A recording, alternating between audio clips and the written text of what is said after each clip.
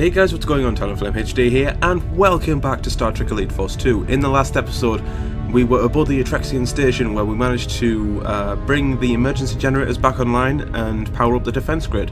This eventually fed off the exomorphs, and now we're back on the Enterprise. And I do believe Captain Picard wants to see us in sickbay, so that's... Lieutenant, you are ordered to report to sickbay immediately.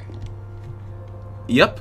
We're definitely ordered to report to sickbay, so I don't know where sickbay is. What? That is crouch? That's walk. Okay, we need to sort that out. Where the fuck is sickbay? Ever since we returned from Rigel, I'm in sickbay. There we go. Alright, let's continue. Thanks to the hazard team, we have recovered many intact alien bodies. The doctor has studied their biological makeup. Doctor, how could a completely organic being contain a personal propulsion system? Genetic engineering at an unprecedented level. The carapace is sealed to provide protection from the vacuum of space, and their personal impulse drives generate enough heat to keep their muscle and organ systems metabolizing. What about intelligence? No clear determination. They do have large clusters of nerve tissue densely packed into the exoskeletal cranium, but it's not organized into any structures that we would recognize as a higher brain region. Fascinating. Lieutenant, what did you see in their behavior to indicate intelligence? Hard to say, sir. They were able to act cohesively and attack in groups, but they didn't appear to communicate with one another or formulate plans. They appeared to be acting mostly by instinct. That would argue against self-directed intelligence. I also found this, a non-organic device fused into a small nerve cluster at the base of the cranial region. What's its function? Unknown. The technology is too alien for any easy assessment. We're working on it now. Lieutenant, research the Attrexian people. We need to know who their enemies are. Aye, sir. I also want you to create new tactics for fighting these aliens. Aye, sir. Though our tactical wing is weaker without Franklin. That's a grave loss. I'll consult with Tuvok on a suitable replacement. If I may, sir, I'd recommend Ensigns Murphy and Gonzalez. They're both on temporary assignment to the Enterprise. Very well. I'll assign them both to the hazard team. Thank you, sir. Lieutenant, you did well. A good man died, but many more live thanks to your quick thinking. Thank you, sir.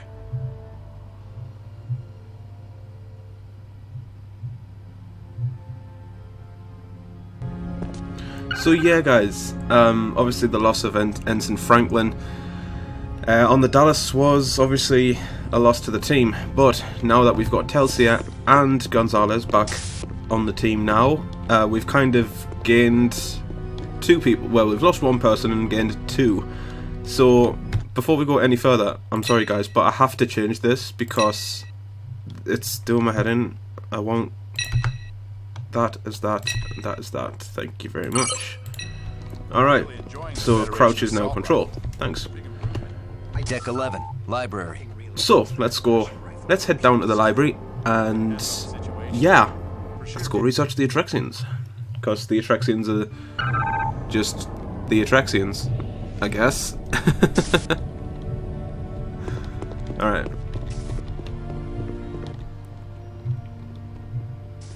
Hi, Monroe. Telsia, I'm glad to see you up and around. I'm fine. There's no lasting damage from my time in the pattern buffer. You're lucky. That was quite a stunt. I'm ready to go back on duty. Good, because I want you and Gonzalez on the hazard team.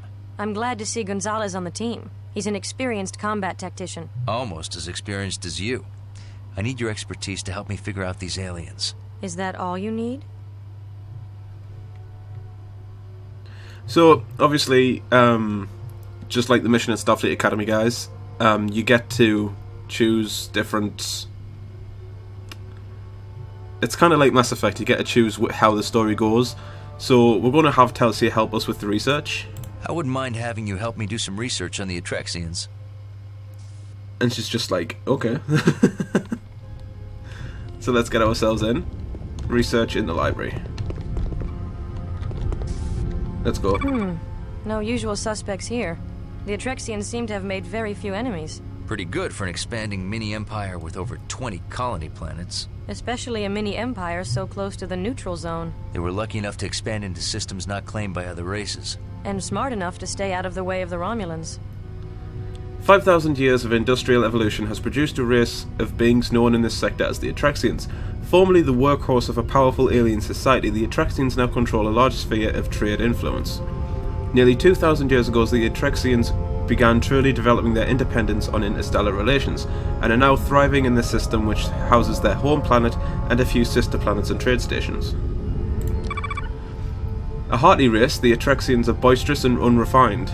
They rely heavily on manual labour and true industry to move their culture forward. Trading or buying technological improvements has proven to be a successful method of cultural advance. Education plays a secondary role to family and work in Attrexian society, as well as the development of advanced healthcare systems built to deal with casualties of manual labour and the harsh living conditions associated with interstellar travel. There's some unrest on Attrexian planets populated by other races. Same with many stellar empires. Ongoing problems with smugglers. Same with the Federation. But no angry species of semi-intelligent exoskeletal aliens. Attrexian life is built around the maintenance of their planet as well as the production of power for their numerous industrial projects. They have a resource-heavy planet which produces many desirable goods for neighbouring systems. The hierarchy of Attrexian society is a traditional council-driven government with female members overseeing most of the trade and commercial decisions regarding interstellar relations. The Attrexian military is primarily male in body. Attrexian environments are built solely for function. Pieced together more for efficiency than form, their cities are always in a constant state of production. Vast ecological damage has impacted the hospitability of their planet in some areas. I do apologise for that. The Attrexian technological development is not up to par with other similarly evolved species. The Attrexians are a Federation candidate. If they join, Starfleet will get some prime bases near the neutral zone. Does that give the Romulans a motivation to attack them? With what? Their private army of semi-intelligent exoskeletal aliens? Then we may be looking at the first wave of an extra-dimensional invasion. The idyrll Index. While they are a highly technical race, very little is known about the idyrll culture or people. Eschewing space travel, many idyrll stay within Attrexian space and act as technicians and engineers for the Attrexian government, which they have served under for several hundred years.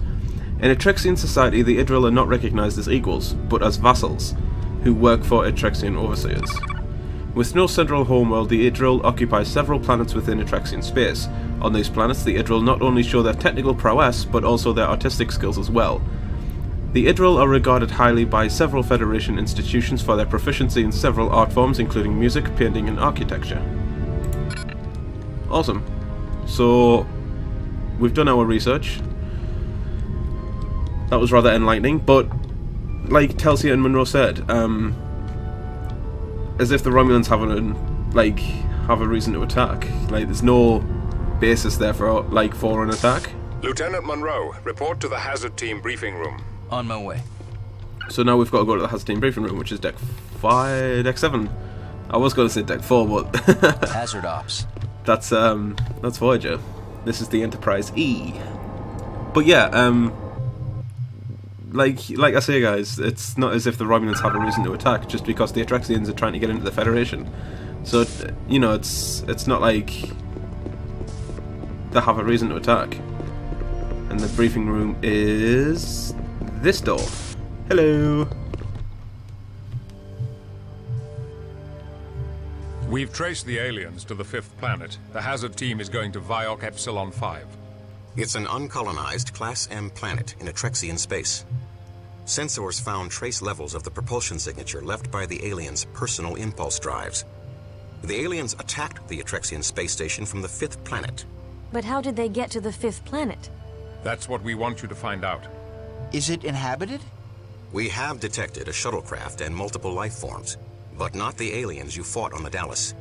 However, there is an area where our sensors cannot penetrate. That area corresponds to the end of the propulsion trail. Other than that, the planet looks undisturbed by sentient creatures. Investigate and report back what you find. Aye, sir. Our answers are down on that planet. Korban, Talsia, Chell. You're with me. Mission 5, Discovery, Alien Planet. Awesome. We get the phaser, the assault rifle, and the arc launcher. Arc launcher. So France. I'm such a dick.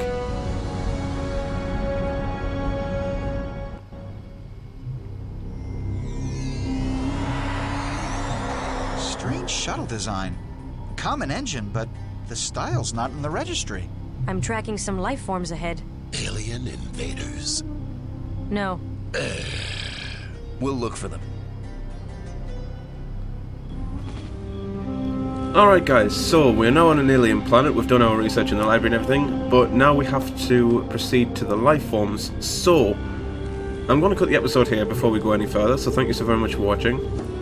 I do apologise if you heard any banging or anything in the background, or any squeaking. There are people outside, and obviously the noise is travelling through and the microphone's picking it up, so I do apologise for that. I'll try and cut it out as much as I can in post-production. So yeah, like I say, thank you so very much for watching. If you're new around here, hit that subscribe button. If you like the video and you're liking the series so far, drop a thumbs up, it would be greatly appreciated. And I'll see you guys in the next one.